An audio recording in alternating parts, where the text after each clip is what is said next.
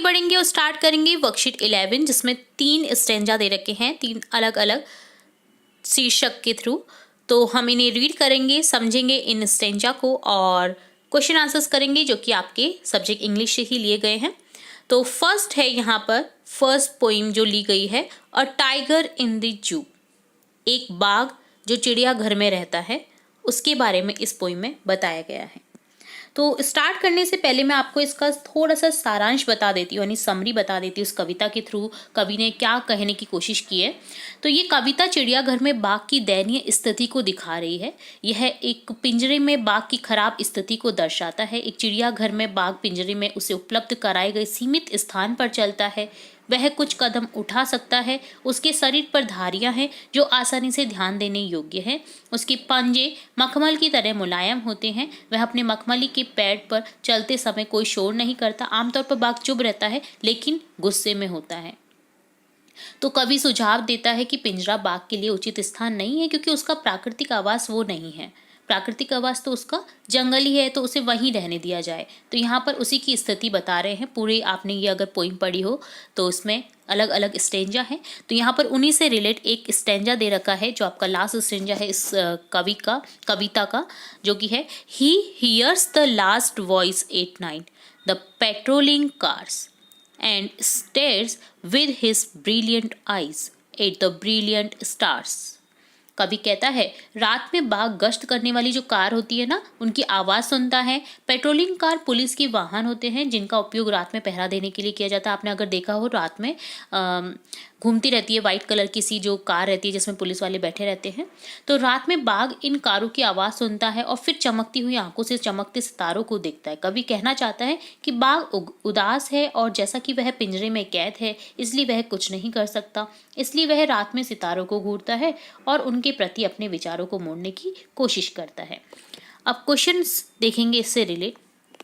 Read the above extract of the poem and explain its meaning. इसका meaning यहाँ पर आपको बताना है, जो कि है the tiger takes no rest during the day because of the visitors. क्योंकि वो विजिटर्स के कारण अपना आराम तो कर ही नहीं पाता है, क्योंकि वो काफ़ी विचलित हो जाता है जैसे ही वो लोगों को देखता है अपने आसपास।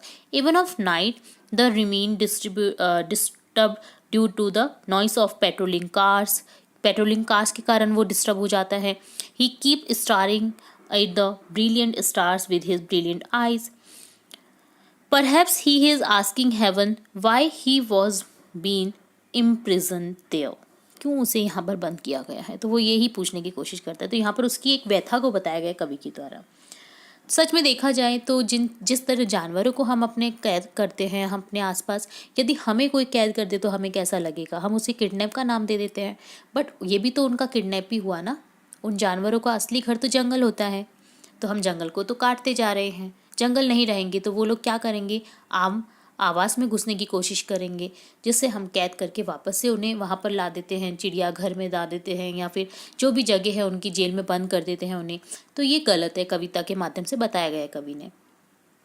सेकेंड क्वेश्चन है briefly interpret the theme and idea of the poem a tiger in the zoo.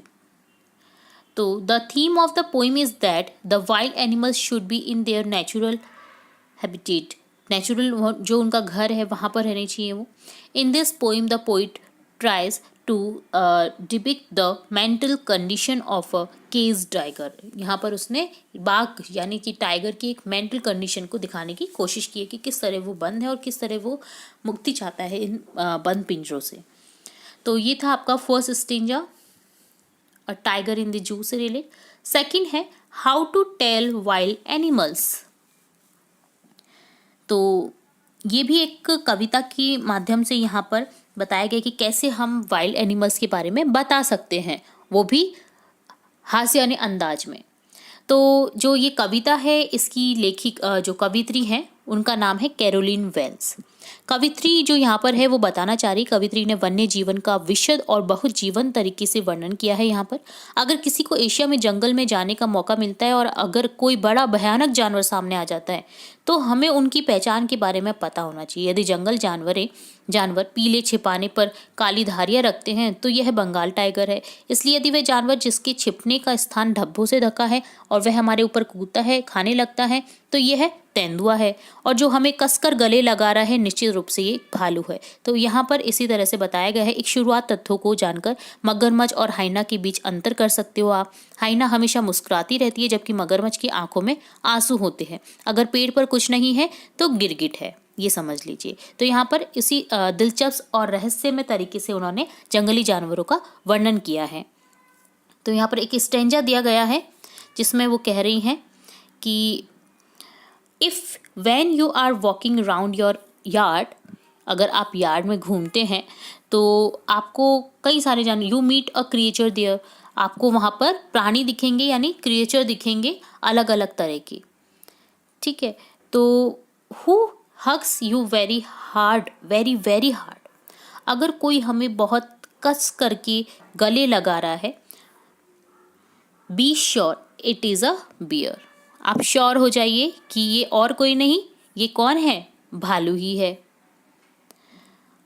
तो भालू के बारे में वो परिचय दे रही हैं। If you have any doubt I guess, अगर आपको इससे डाउट है तो आई गेस, मैं अनुमान करती हूँ, he will give you just one more cares, अगर आपको फिर भी डाउट रहता है तो वो आपको और भी गले लगा करके मार सकता है। किसी भी व्यक्ति को बहुत कसकर के गले लगाकर वो क्या करता है, मार सकता है।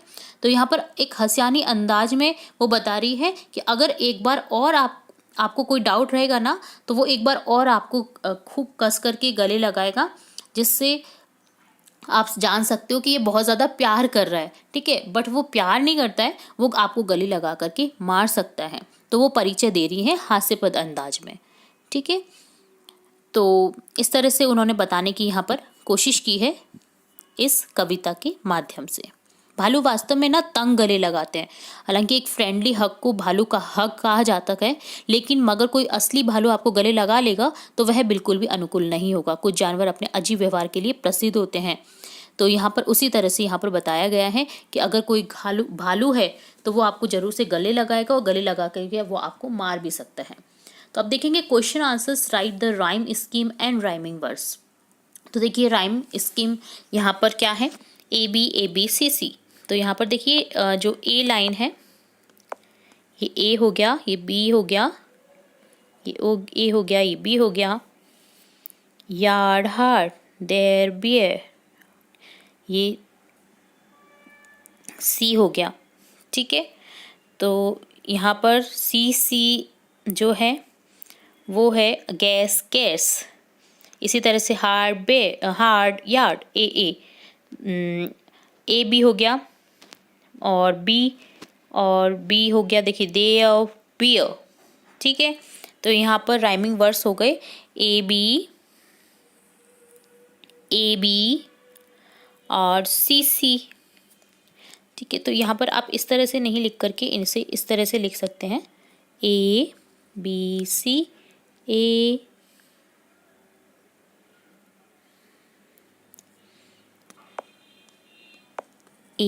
बी, और यहाँ पर आप इसे जोड़ सकते हैं ए बी और ये सी कर दीजिए। तो यहाँ पर जो होगा वो इस तरह से हो जाएगा। ठीक है, तो यार्ड का हार्ड हो जाएगा, तो आप इसे ये नाम दे दीजिए ए बी सी। ठीक है, तो यहाँ पर देखिए ए बी हो गया और ये सी हो गया। तो इस तरह से आप नाम दे दीजिए और ये राइमिंग स्कीम हो गई और राइमिंग वर्ड्स हो गए आपकी यार्ड हार्ड, देयर बियर और गैस गैस। ठीक है, नेक्स्ट क्वेश्चन है read the above extract of poem and explain its meaning. आपको एक्सट्रैक्ट निकालना है पोइम का और मीनिंग को एक्सप्लेन करना है, जो कि मैंने आपको बताया है, पर फिर भी हम देख लेते हैं। द पोइट सेज, पोइट्रेस यहाँ पर लिखेंगे, poetess says that while you are walking in your yard you may encounter a creature there. When this creature hugs you very very tightly, then believe that it's a bear. The poetess further says that in case of any doubt, you will find that the bear will embrace you one again till that. वो आपको फिर से गले लगाएगा जब तक आप मर नहीं जाते।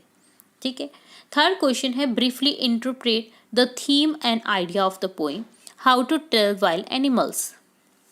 The poem How to Tell Wild Animals describes several animals species that are considered dangerous, weirdly, and funnily.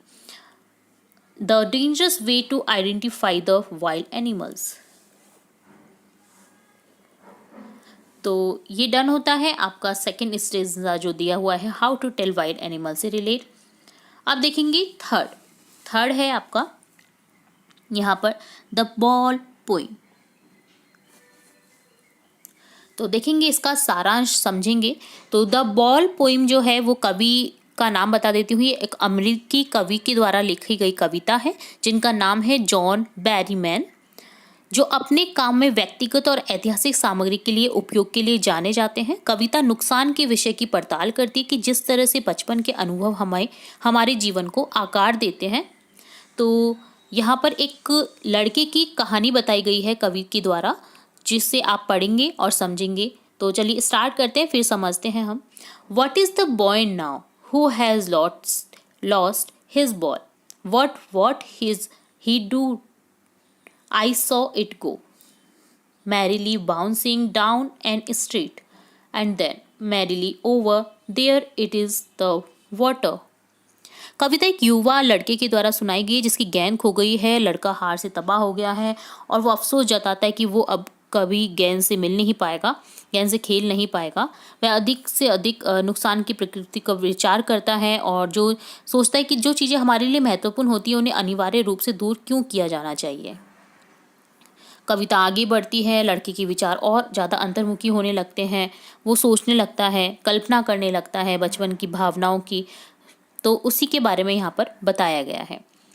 तो एक मार्मिक ध्यान है द बॉल पोइम के माध्यम से कवि के द्वारा कि जिस तरह से बचपन के अनुभव हमारे जीवन को आकार दे सकते हैं। ज्वलंत कल्पना के अपने उपयोग और लड़के की भावनाओं के अपने सूक्ष्म चित्रण के माध्यम से बैरीमैन मानव अनुभव की जटिलता को पकड़ते हैं और जिस तरह से छोटे नुकसान भी हमारे जीवन पर गहरा प्रभाव डाल सकते हैं। कविता मानव अनुभव की सुंदर और नाजुकता को पकड़ने के लिए कविता की शक्ति का एक वसीयतनामा है, यानी उन्होंने इसके माध्यम से बताने की कोशिश की है। ठीक है, तो बहुत ही अच्छी कविता है। तो अब देखेंगे इससे रिलेट क्वेश्चंस।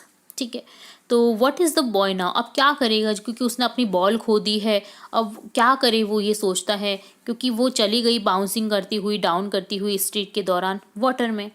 तो अब वो उसे कभी नहीं मिल पाएगी। तो उसी से रिलेट यहाँ पर बताया गया है कि कोई चीज़ खो जाती है तो वो हमारे लिए कितने महत्वपूर्ण होती है। हम सोचते हैं कि क्यों हमने दूर नहीं कर दिया उसको, अब जा कर के वो खोई है। तो इस चीज़ की भावनाओं को बताया गया है। क्वेश्चन देखेंगे, व्हाट डज द पोइट से the boy is learning from the loss of ball.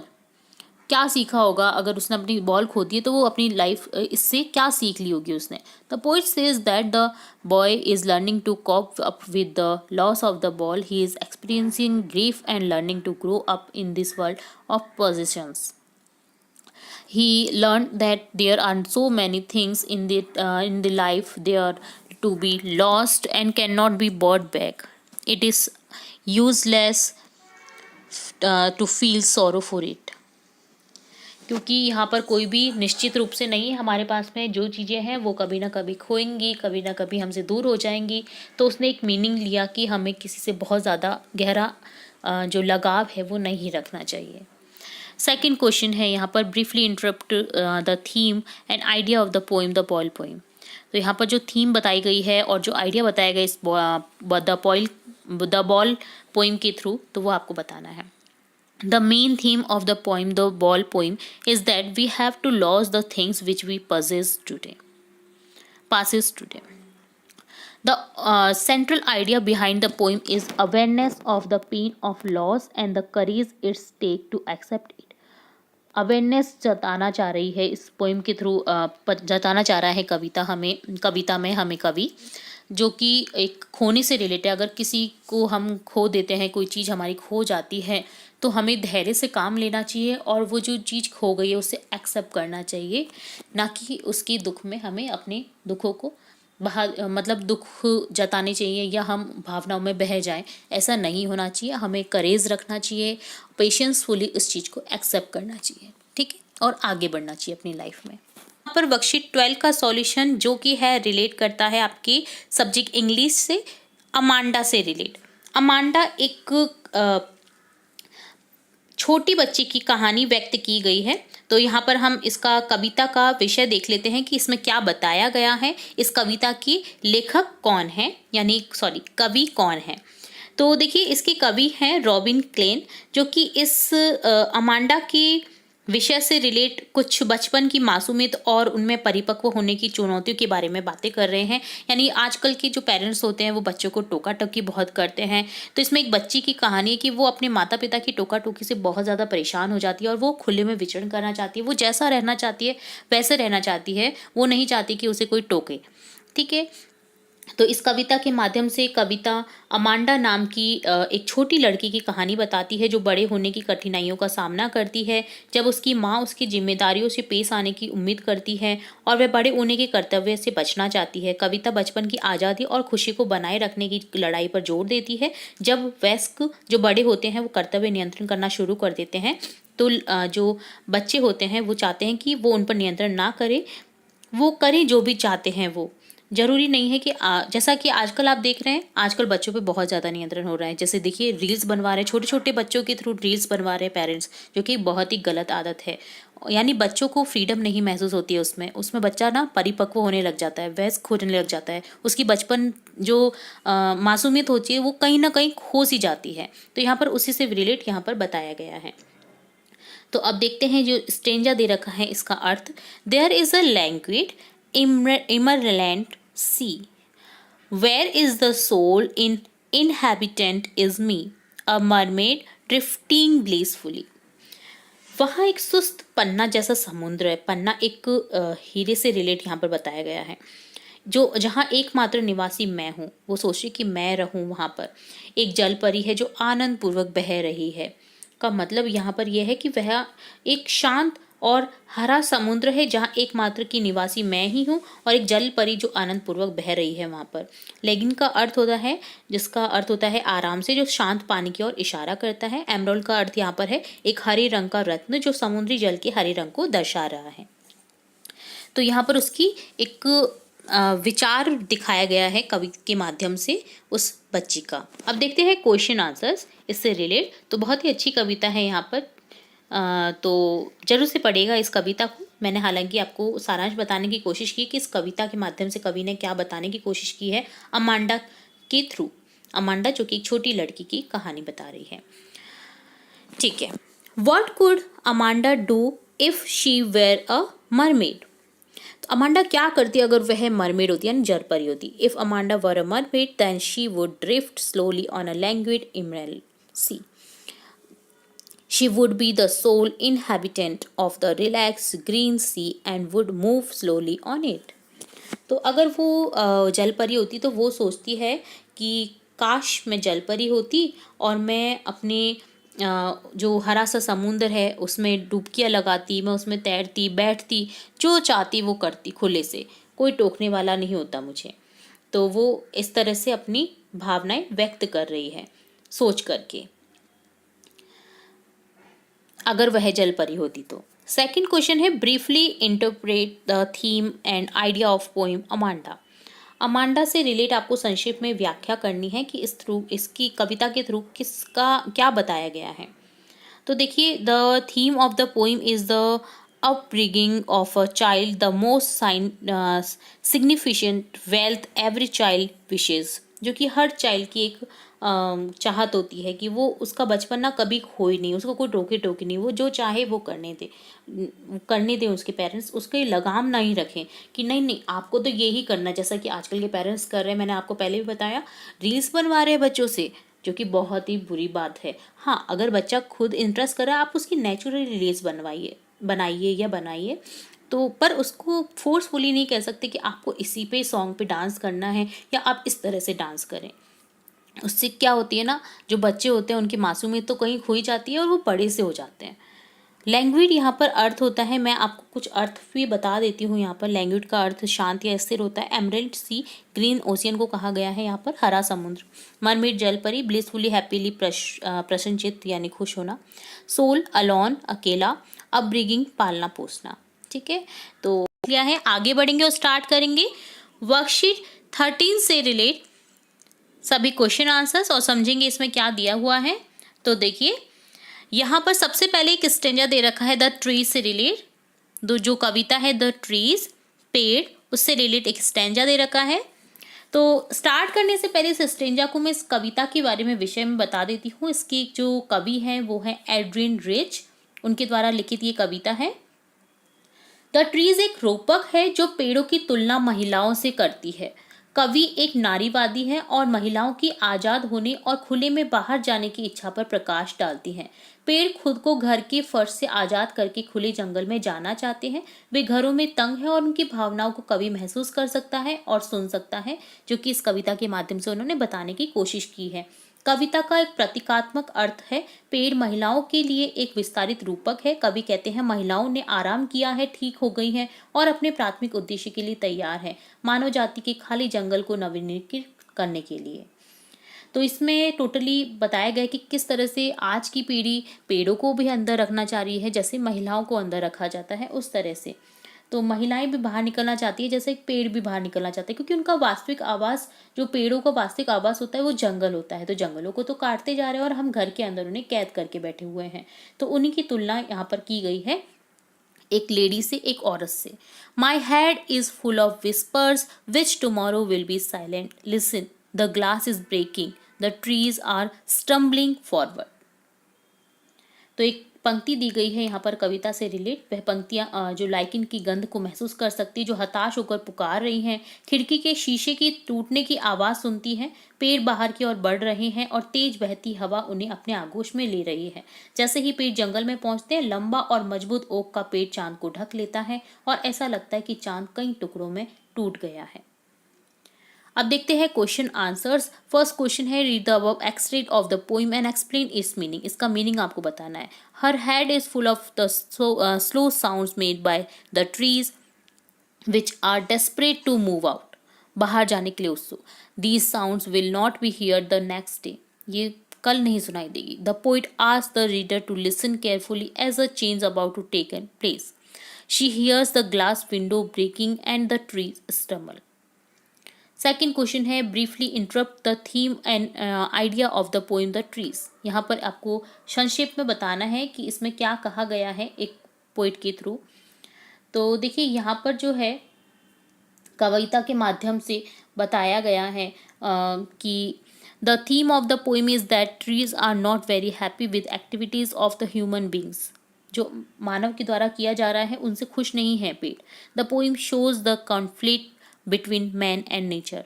Conflict को दर्शा रही है ये पोइम, जो मैन और नेचर के बीच में हो रहा है। ठीक है, नेक्स्ट थर्ड क्वेश्चन है इससे रिलेट यहाँ पर। Where are the trees in the poem, what do their roots, their leaves and their twigs do. In the poem, the trees are located inside the poet's house, though they should be outside in the forest. The roots of these trees are deeply embedded in the floor of the house, so they work all night to free themselves. The leaves try hard to move towards the window's glass to break it open, and small twigs become stiff due to the exertion of trying to break free. तो यहाँ पर वहता को बताया गया कि पेड़ की जड़ें जो हैं वो किस तरह से फर्श के नीचे से जाकर के बाहर जाना चाहती हैं, प्रयास कर रही हैं, वो खोलने का प्रयास कर रही हैं। जो पत्तियाँ हैं वो खिड़की को खोलने का प्रयास कर रही हैं और कोशिश के कारण जो छोटी टहनियाँ हैं वो कैसे सख्त हो जाती हैं। तो ये उनकी वहता को यहाँ पर बता रहा है कविता में, क्योंकि यहाँ पर पूछा गया है कि कहाँ है पेड़ और उनकी जड़ें, उनकी पत्ती, उनकी टहनियाँ क्या करती हैं। तो रात भर वो यही करने की कोशिश करती हैं जब हवा चलती है। तो यहाँ पर उनकी एक मनोदशा को दिखाया गया है पेड़ की, जो घर के अंदर कैद है। ठीक है, तो ये था स्टेंजा ट्री से रिलेट, द ट्री से रिलेट। अब देखेंगे नेक्स्ट स्टेंजा यहाँ पर दे रखा है सेकेंड, फॉग। फॉग यानी कोहरा, कोहरा से रिलेट यहाँ पर कुछ बताया गया है। तो स्टार्ट करने से पहले इस कविता का भी हम वो देख लेते कि इसका सारांश क्या है। तो जो सारांश है वो यहाँ पर इस तरह से है कि जो कवि हैं कविता के माध्यम से कहते हैं कि सर्दियों के मौसम के दौरान आमतौर पर देखा जाने वाला कोहरा बिल्ली की तरह ही शहर और बंदरगाह की ओर आ रहा है। इसका मतलब है कि शहर में ये बहुत ही मौन तरीके से पहुंच रहा है ताकि कोई भी इसके आगमन की सूचना न दे सके। उन्होंने इसकी तुलना बिल्ली के आगमन से की है, क्योंकि एक बिल्ली हमेशा एक स्थान पर चुपचाप प्रवेश करती है। आगे वह कहता है कि कोहरे ने पूरे शहर और बंदरगाह को ढक दिया है। ऐसा प्रतीत होता है जैसे वह अपने पैरों को मोड़कर बैठा है, और जिस तरह से एक बिल्ली कुबड़े पर बैठती है और चारों ओर देखती है, उसी तरह से देखती है। अंत में वह कोहरे के प्रस्थान का वर्णन करता है, जो चुपचाप अप्रत्याशित रूप से फिर से बिल्ली के प्रस्थान के समान गायब हो जाता है। तो यहाँ पर टोटली पोइट के द्वारा जो है कवि के द्वारा यहाँ पर बताया जा रहा है कोहरे का वर्णन हो रहा है। कोहरा वातावरण में मौजूद छोटे पानी की बूंदों का घना बादल होता है, आमतौर पर सर्दियों के मौसम में देखा जाता है। चलिए यहाँ पर देखते हैं इस स्टेंजा को और समझते हैं। The fog comes on little cat feet.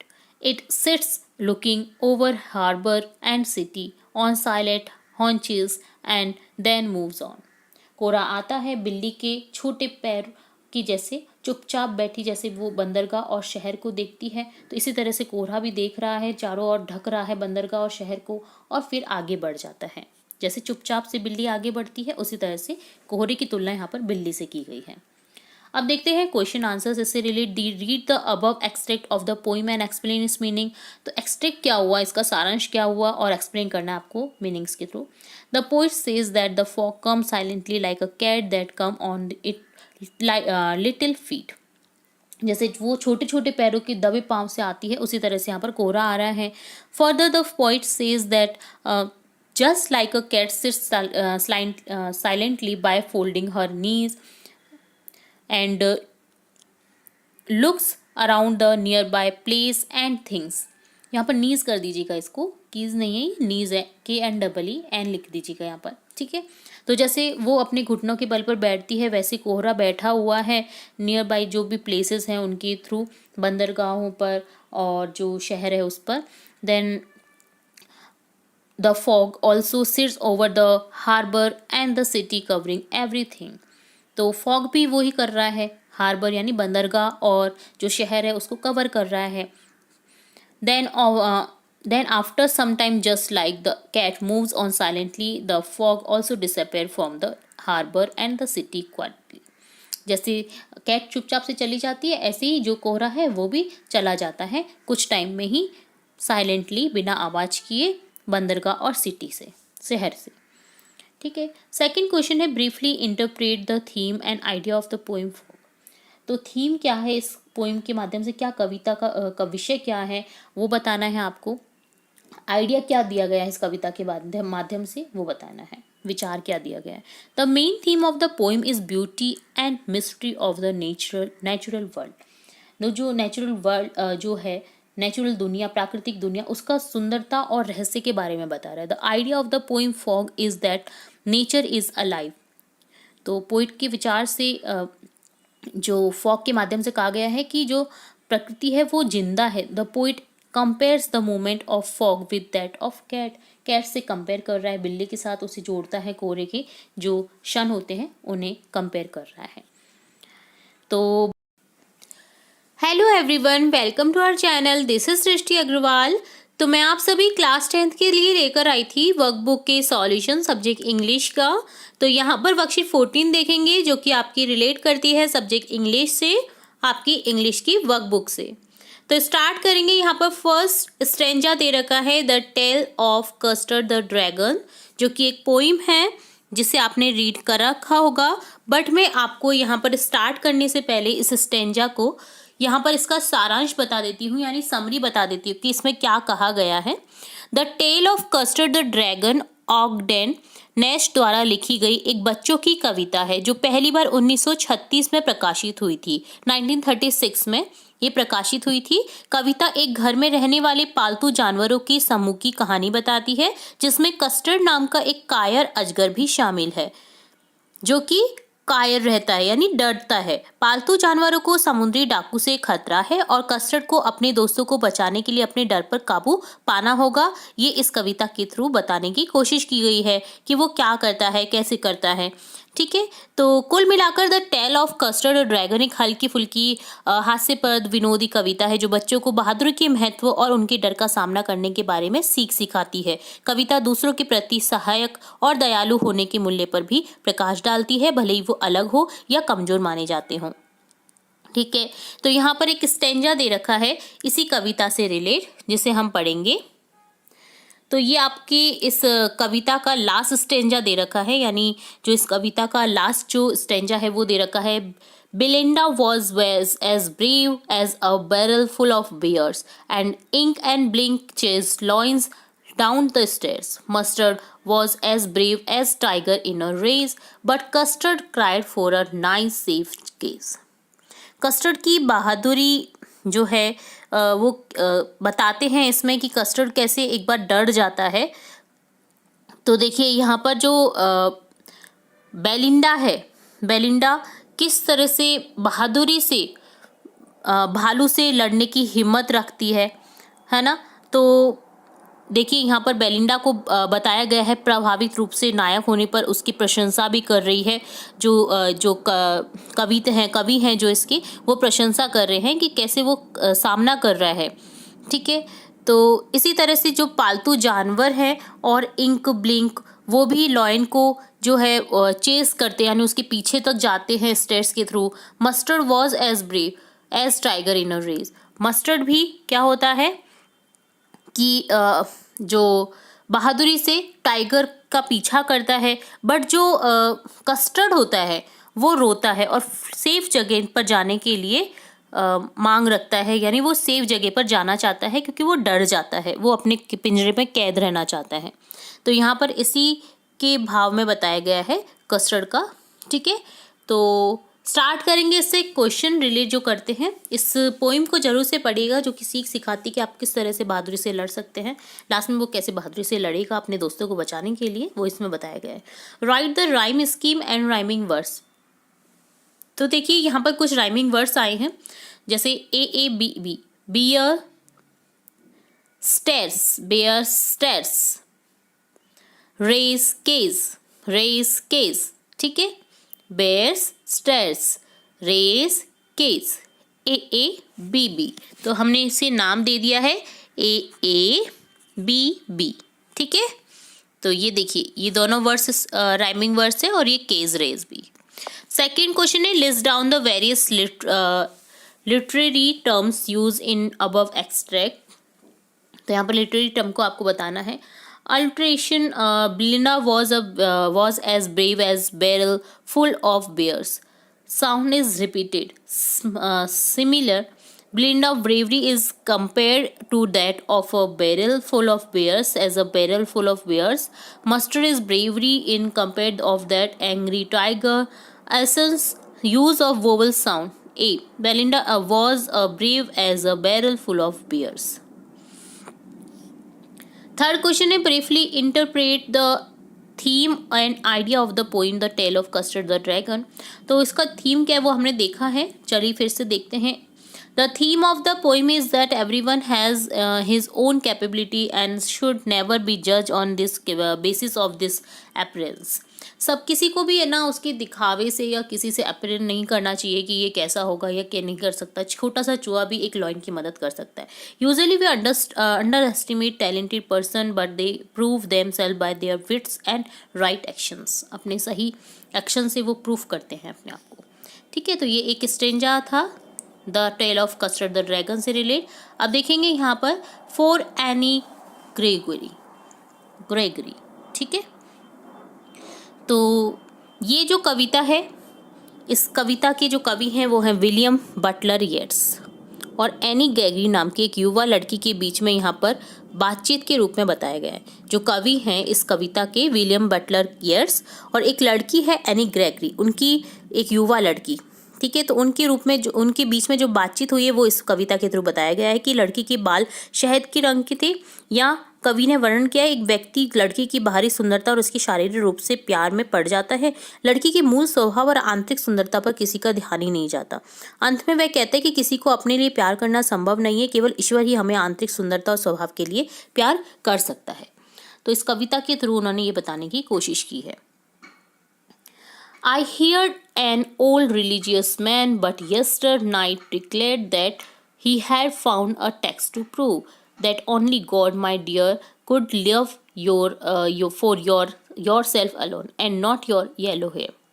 तो वो बोल रहे कि बूढ़ा व्यक्ति जो होता है उसे भी साबित करने के लिए एक ज़रूरत होती है, रात की ज़रूरत होती है, उसे साबित करने के लिए प्रूफ करना पड़ता है कि उसमें है काबिलियत एक, ठीक है। बट जो गॉड होते हैं उन्हें साबित करने की कुछ ज़रूरत नहीं पड़ती है। वो आपकी आंतरिक सुंदरता को देखते हैं, आपके प्यार को देखते हैं, उसी के बलबूते पर आपके पीले बालों को देख करके आपसे प्यार नहीं करते, वो आपकी आंतरिक सुंदरता को देख करके प्यार करते हैं। सिर्फ एकमात्र गॉड ही है जो हमें किस निस्वार्थ भावना से प्यार करते हैं। तो यहाँ पर वही बताया गया है। तो ये लास्ट आपका स्टेंजा था इस कविता का, जिसमें आपने देखा कि जो कवि है वो कहना चाह रहे हैं कि एक बूढ़े व्यक्ति को यह कहते सुना था कि केवल ईश्वर ही हम ही उसी रूप में प्यार करता है जैसा हम हैं। वह इसे एक धार्मिक पुस्तक में वर्णित तथ्य से साबित कर सकता है। मनुष्य हमेशा भारी दिखावे की तलाश में रहता है और उसकी चमक दमक से बहक जाता है। उनके पास किसी व्यक्ति की आत्मा को देखने की गहरी समझ नहीं है। केवल ईश्वर ही ऐसा कर सकता है और हमारे आंतरिक गुणों से हमें प्यार कर सकता है, ठीक है। तो इस कविता के थ्रू ये बताने की कोशिश की गई है कि कुछ भी बाहर को देख करके हमें प्रभावित नहीं होना चाहिए। हमें अपने अंदर की सोच को अच्छा करना चाहिए, हमें सबसे प्यार करना चाहिए। हमें जो आपको होता है एक प्रूफ करने की कोशिश होती है आपको किसी और को, वो ज़रूरत नहीं पड़ती है, ईश्वर के लिए ज़रूरत नहीं पड़ती है। आप अगर अच्छे हैं तो ईश्वर भी आपको अच्छा ही मानेगा, ठीक है। तो फर्स्ट यहाँ पर क्वेश्चन है, read the above extract of the poem and explain its meaning with appreciation. तो एक्सप्रेस करना है इस पोइम का एक्सट्रैक्ट जो है वो आपको। तो देखिए, after hearing Anne Gregory the poet says that he had heard an old religious man से that he could prove a fact with a text that he had found in some religious book. The fact was that it is only God who loves us for what we are, not how we look. कैसे हम दिखते हैं उससे प्यार नहीं करते हैं God, वो हम जो हैं उससे प्यार करते हैं। He loves us for our inner qualities. Only God can do this. सिर्फ भगवान ही है वो जो कर सकते हैं।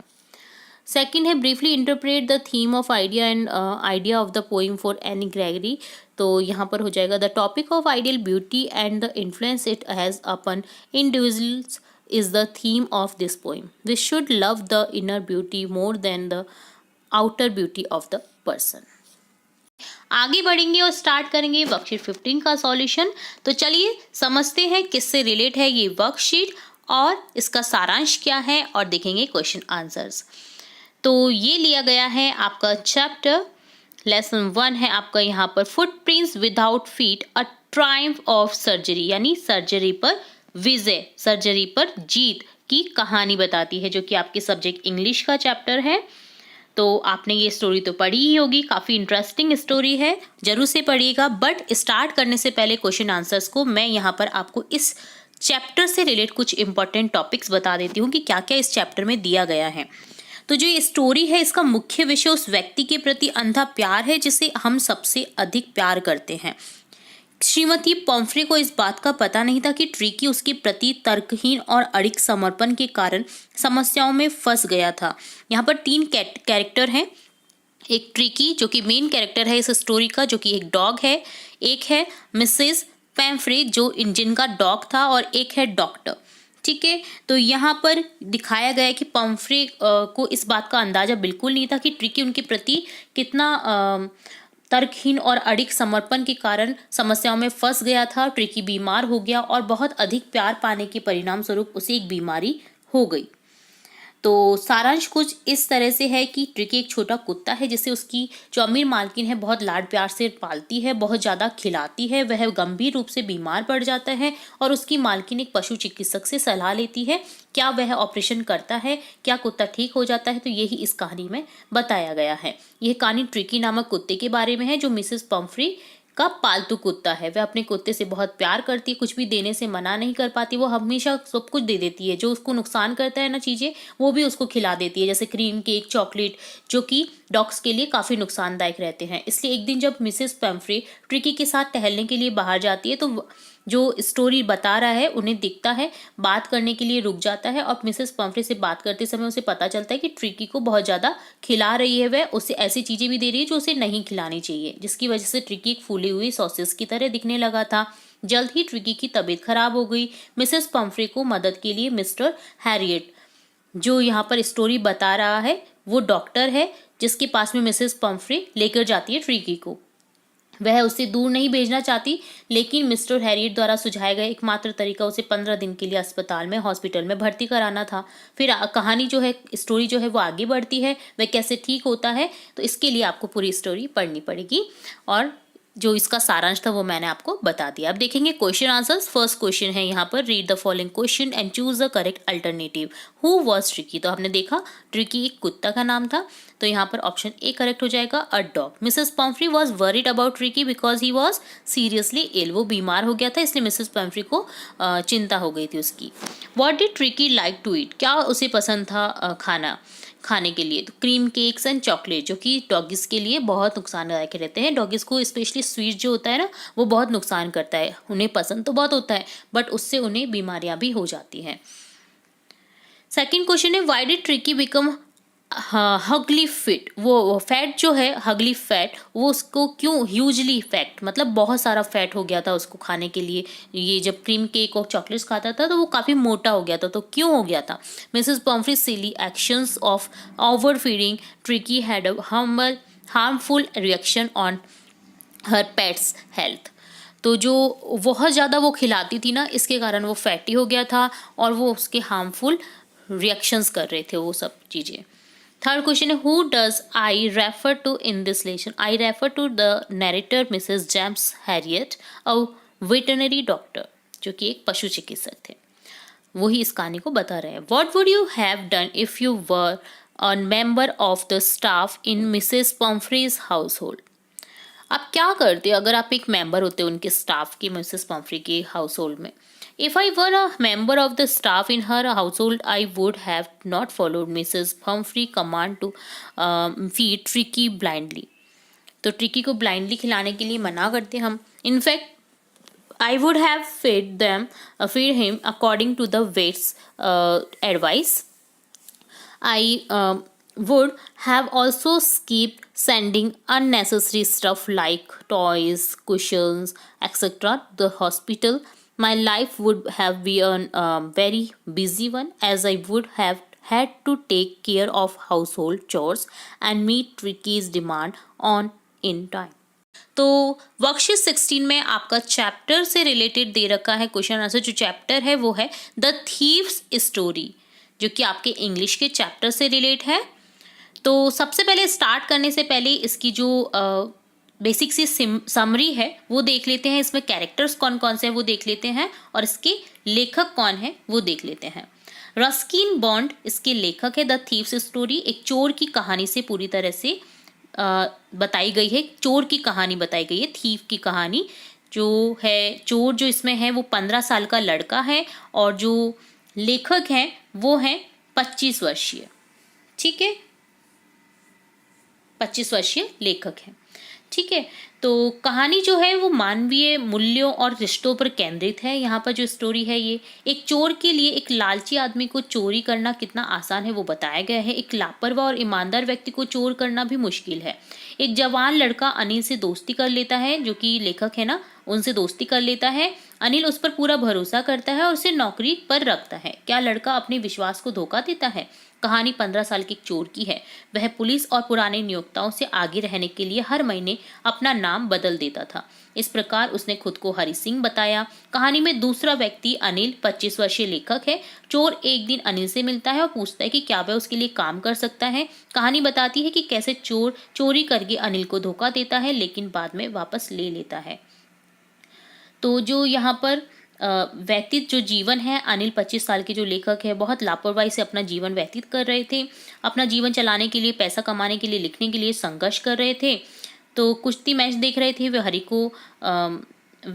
को प्रणाम करता है और हरि ने व्यक्ति की चापलूसी करने के लिए अपने पुराने फॉर्मूले का इस्तेमाल किया, यानी किस तरह से चोर ने उनको प्रभावित किया और उनके यहाँ पर एक नौकर की तरह रहने लग जाता है। तो यही स्टोरी इसमें बताई गई है, चोर की कहानी। ठीक है, तो अब देखेंगे question answers. Read the following question and choose the correct alternative. Hari Singh was a, Hari Singh जो कि चोर का नाम जो अपने आप को बताता है, हरि सिंह, तो ऑप्शन ए करेक्ट हो जाएगा, thief. What was Anil watching, क्या देख रहे थे, रेसलिंग मैच देख रहे थे, कुश्ती देख रहे थे। I could catch the 10:30 which train has been mention in this lesson, express to Lucknow, जो इस चैप्टर में मेंशन की गई है train. How did Anil make money, Anil made money by writing for magazines, he would make money by fish and starts, and 1 week he would be borrowing and the next week lending. What did Hari Singh get from Anil in return for his work? In return of Hari Singh's work, Anil gives him food and a place to live in. वो खाना दे देता था और रहने के लिए उसे जगह दे देता था। Do you think people like Anil and Hari Singh are found only in fiction or are there such people in real life? क्या ये फिक्शन में ही, एक कहानी में ही एक कैरेक्टर्स हैं या रियल लाइफ में भी ऐसे कैरेक्टर हो सकते हैं, वो बताइए। People like Anil and Hari Singh are found only in fiction, ये सिर्फ कहानी में दिखते हैं। Third, exceptions might be there, these people are rarely found, अगर मिल भी जाते तो बहुत रेयरली मिलते हैं इस टाइप के people. Anil was a kind and considerate person who was concerned about Hari's education and future, जो कंसर्न करता है उसके एजुकेशन को, फ्यूचर को। And Hari was a thief, वो चोर था, whose heart changes after realising the importance of education, जब उसको इम्पॉर्टेंस पता चलती है एजुकेशन की, तो वो कैसे अपने हार्ट को चेंज कर लेता है for his future. People like these are imaginary in today's world, आज की दुनिया में ना ये सब हम कल्पना ही कर सकते हैं, इतने अच्छे आदमी नहीं मिल सकते, बहुत रेयरली मिल जाएंगे, अगर मिलेंगे तो, ठीक है। 100 में से एक व्यक्ति अगर ऐसा होगा तो होगा, ठीक है। तो क्योंकि आजकल की दुनिया में सब मतलबी दुनिया रह गई है और मतलब के लिए करते हैं, किसी की भी हेल्प करेंगे तो भी वो मतलब के लिए करेंगे, रील्स बनाने के लिए करेंगे, अपने वीडियोस को ज़्यादा से ज़्यादा फेमस करने के लिए करेंगे, ठीक है। तो बिना मतलब का आजकल कोई भी काम नहीं करता है 99%।